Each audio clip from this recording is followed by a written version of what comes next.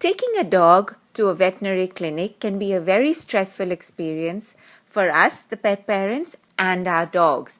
And so in this video, we take you to the Crown Vet Clinic in Mumbai, where we ask Dr. Billie Jo Chambers what we can do to reduce the stress that our pets go through at the veterinary clinic and what we can do to make it a better experience for everyone involved. Check it out. So when you're an owner coming to the vets with your dog or cat, it can be a very nervous time for you. So the best thing to do is try and be as prepared as you can. So at Crown Vet, we like to book appointments, so it's good to come a little bit early for your appointment. That way it gets your dog or your cat just a little bit slightly used to the environment being here. And also try and be as calm as you can do, because I know owners get very worked up and very nervous, and very often these guys really kind of feed off that a little bit. They're really intuitive on that front. So just try and be as calm as you can do. When you do come to the vets, do try and make sure that you have, the best thing to do is sometimes have a real concise idea of what your concerns and your problems are with your particular patient. The other thing to do as well is come with a little concise history, and also any medication that your dog or cat's been on, come with either a list of it or even bring the product in to show, basically to show the vet, because it just makes our job sometimes a little bit easier. When you're at home, what you can do to try and, you can always do forced veterinary appointments yourself. It's really important as an owner to make sure that you can look in your dog's ears, you can look at their feet, because when you do come to the vets, it's very often that you're going to have to go home with some ear drops or some eye drops. So it's really important, making sure that you make it a game almost, so it's something that you can do at home. Because I do sometimes see a lot of patients, it's the same anywhere you work, that people, they can't always have a good look at something because their little dog gets really nervous, because they know they only have their ears touched when it's painful, or they only get their eyes looked at when they're sore. So try and make it a general routine. Also, it might be worth bringing some treats when you come into the vets as well. Although we do have some treats, very often they are kind of either as nice as we can make them, they do make them slightly vetty treats because they're in the clinic.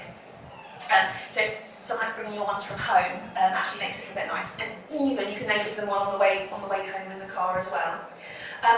Another tip for the vets is it's sometimes worth just coming into the vet sometimes, not that they need to be seen, just to put them on the scales or just get them used to coming in here when nothing happens to them. So they relax, you relax. It just makes it a generally kind of nicer experience, especially at Crown Vet. You can come here, get a treat at reception, pop them on the scales, have a wander around, and it makes it a lot nicer experience for them as well. And also here, we do all that kind of nail clipping and things, so sometimes you can get them used to coming in just for something that's really, really basic, so it's not always like injections and all kind of the nasty stuff that happens. With regards to when to go to the vet, and how can you tell if your dog's ill? Now, this does range between different patients, and I do know that we all know, no one can tell us when it's our dog because we know them far better than anyone else does.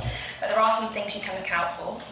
I generally say I would probably be a bit concerned if my dog hadn't eaten for a couple of days.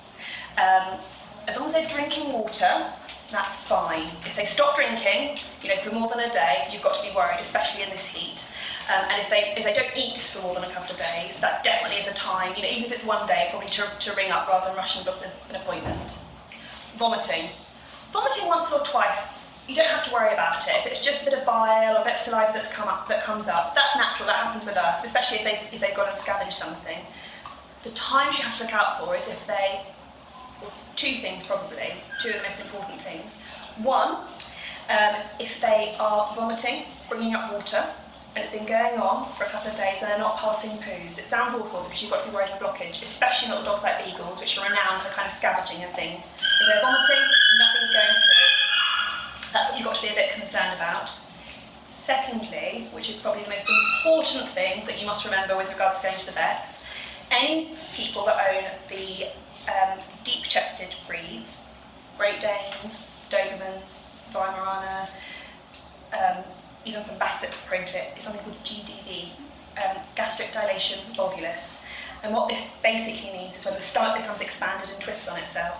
How you can tell that is a dog that's eaten a meal and then starts retching unproductively. So it's not vomiting, it's retching, and they just can't bring anything up. And you find that happens, and their stomach starts filling with air. That is an emergency. That's when you have to ring straight and come to the vets. The other time I'd say is an emergency coming to the vets is anything to do with the eyes, because eyes always concern me because they're very difficult to examine at home. If your dog, I know it sounds quite obvious to people, but if they can't open their eye or they're kind of squinting quite a bit, that's the time.